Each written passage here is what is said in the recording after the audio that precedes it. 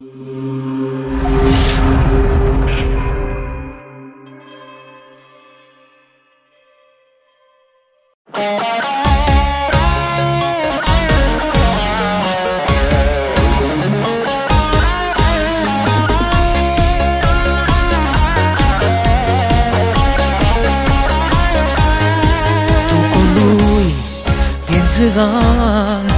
un amore che non può durare, ma tu sai, non ce la fa, con una scusa torna a te chiamare. Non mi piglia in giro cuore, che i sentimenti non ti fanno imbrugliare, che non è un vero amore, ma che amore ti dà. Tu chiami amore ma non è pazzo te, mandi messaggi perché ti va bene, e ci sta male se tu non gli rispondi al cellulare. Tu chiami amore e non riesci a cancellare tutti i ricordi passati insieme a lui, quando sapore rimase da teneva nascitata. Stai morendo a lo pensare, insieme lacrime e speranze se ne va.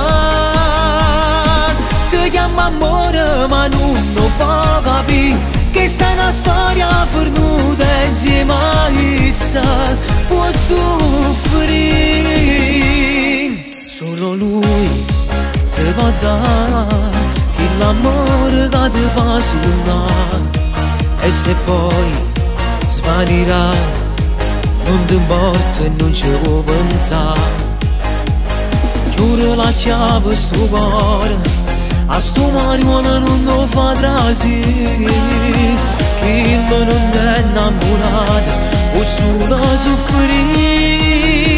Ti chiamo amore ma non è pazzete, mandi messaggi perché ti va bene, e ci sta male se tu non gli rispondi al cellulare. Ti chiamo amore e non riesci a cancellare tutti i ricordi passati insieme a lui, quando sapore rimase da teneva nascitata. Stai soffrendo a non pensare, insieme lacrime e speranza se ne va. Tu chiami amore ma non lo può capire, che sta è una storia perduta insieme a essa può soffrire.